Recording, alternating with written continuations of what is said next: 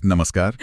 आज हम चेतन भगत के नॉवल हाफ गर्लफ्रेंड की दुनिया में जरा गहराई से झांक रहे हैं। हाँ, और इसके लिए हमारे पास काफी अलग अलग तरह के सोर्सेज हैं। जी हाँ, मतलब स्टूडेंट्स की वेबसाइट्स हैं, पर्सनल ब्लॉग्स भी हैं, कुछ एकेडमिक लेखों के अंश हैं, विकिपीडिया का सारांश है ही, और किरदारों का एनालिसिस, फिल्म से तुलना और हाँ, ऑनलाइन डिस्कशन फोरम की टिप्पणियां भी हैं। मतलब काफी कुछ है देखने को। बिल्कुल। तो हमारा इरादा यह है कि इन सबको मिलाकर कहानी को समझें, उसके विषय क्या हैं, लोगों ने कैसे रिएक्ट किया, और खासकर युवाओं पर, भारत के युवाओं पर इसका क्या असर रहा, ये देखें। तो चलिए शुरू करते हैं कहानी और किरदारों से ही।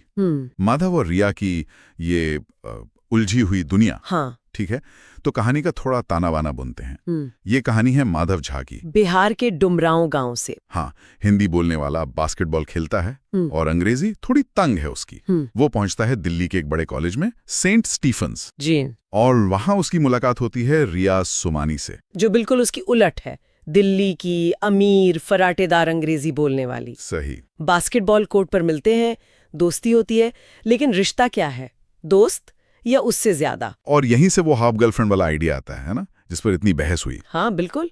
तो नॉवेल हमें माधव के सफर पर ले जाता है, बिहार से दिल्ली, फिर पटना, न्यूयॉर्क तक भी रिया का दिल जीतने की कोशिश में। हाँ, विकिपीडिया और टाइम्स ऑफ बेनेट में इसका अच्छा खासा जिक्र है। और जो बात इन स्रोतों से मतलब साफ दिखती है वो ये कि ये दोनों किरदार भारत की दो अलग अलग सच्चाइयों जैसे हैं। बिल्कुल।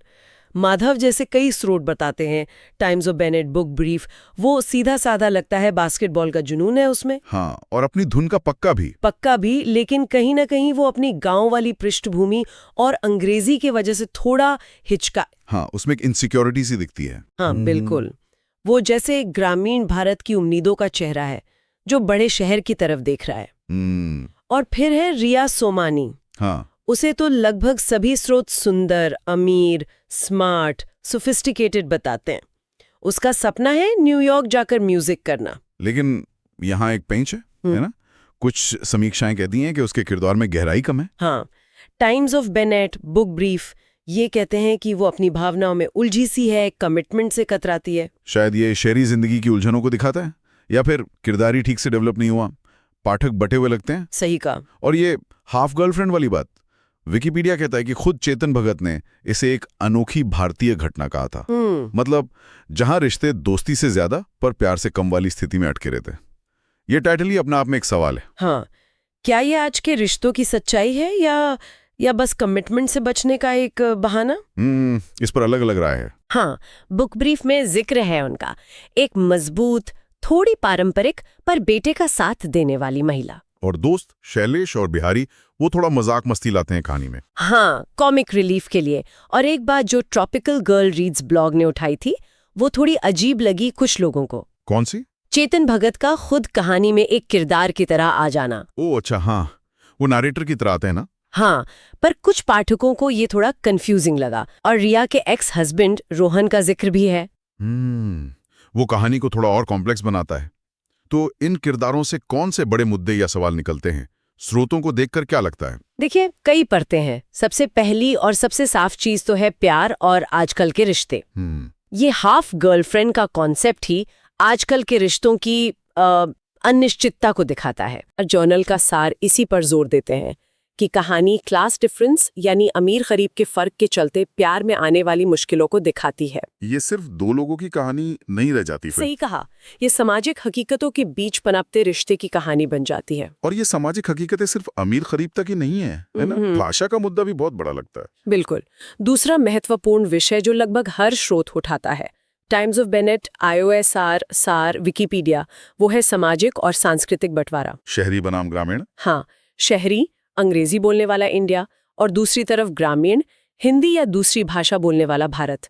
माधव का जो संघर्ष है अंग्रेजी को लेकर, वो सिर्फ भाषा का नहीं है। नहीं, वो उस पूरे सिस्टम से जूझना है जहां अंग्रेजी जानना ही जैसे तरक्की का पैमाना बन गया है। और ये अमीर गरीब वाले विभाजन को और गहरा कर देता है। बिल्कुल। ये भाषाई दीवार, ये क्लास स्ट्रगल कहानी में बहुत साफ दिखता है।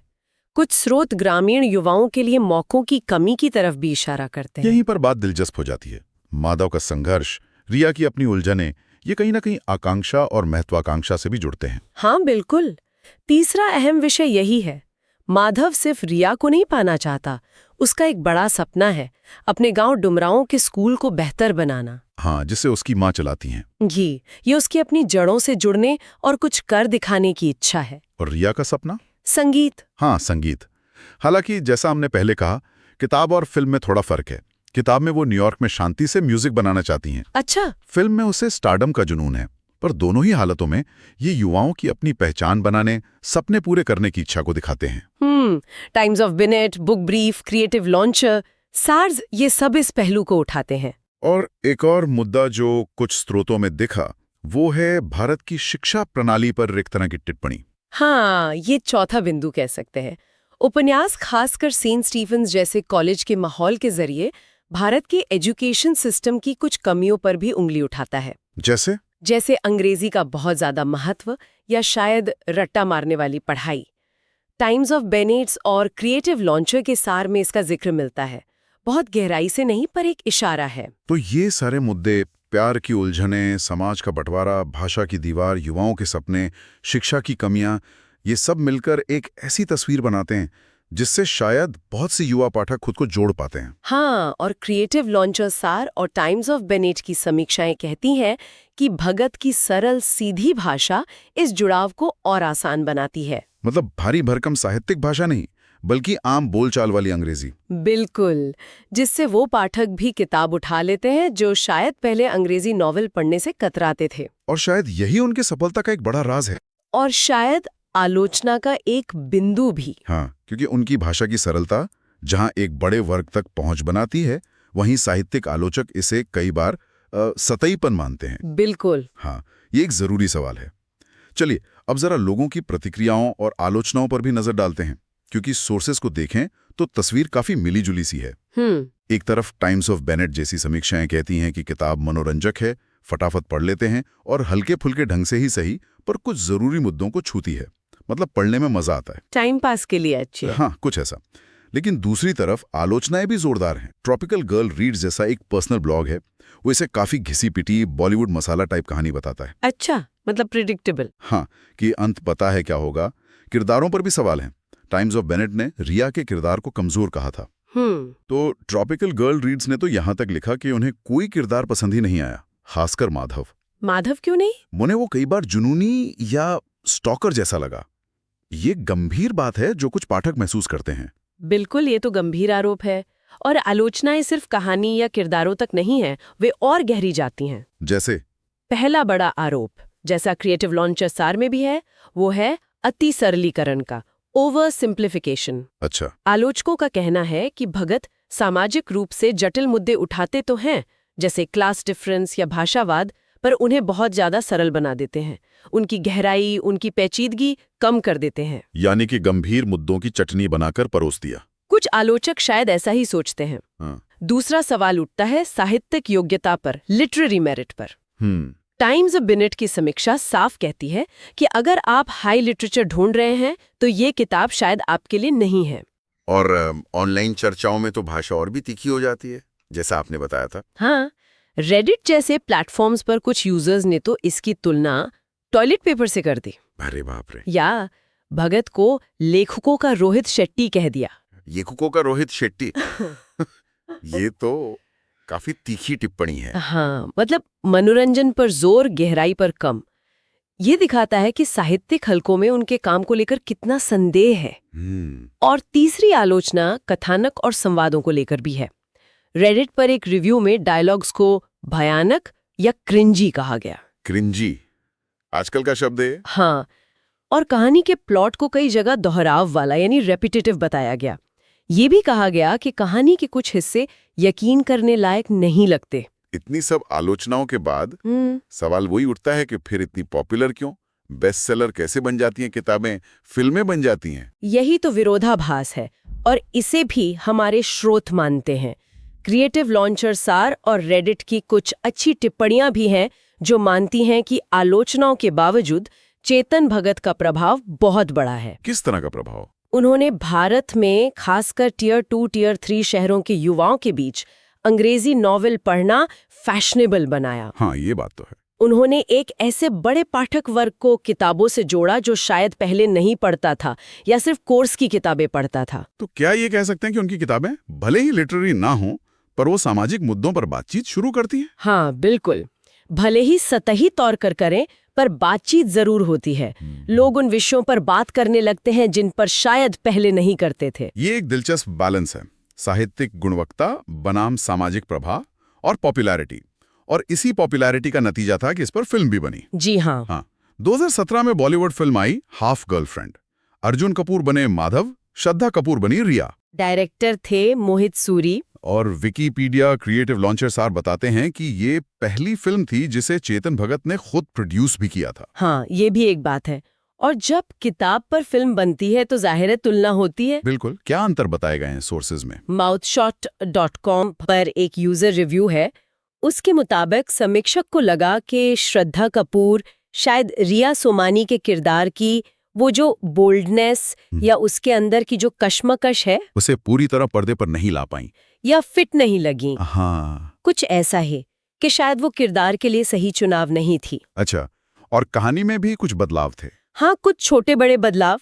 जैसे उसी माउथशट रिव्यू में लिखा है कि किताब में माधव और रिया कॉलेज के बाद जब दोबारा मिलते हैं तो उनके बीच कोई किसिंग सीन नहीं होता। ओके। जबकि फिल्म में स्कूटर पर जाते हुए एक किसिंग सीन डाला गया।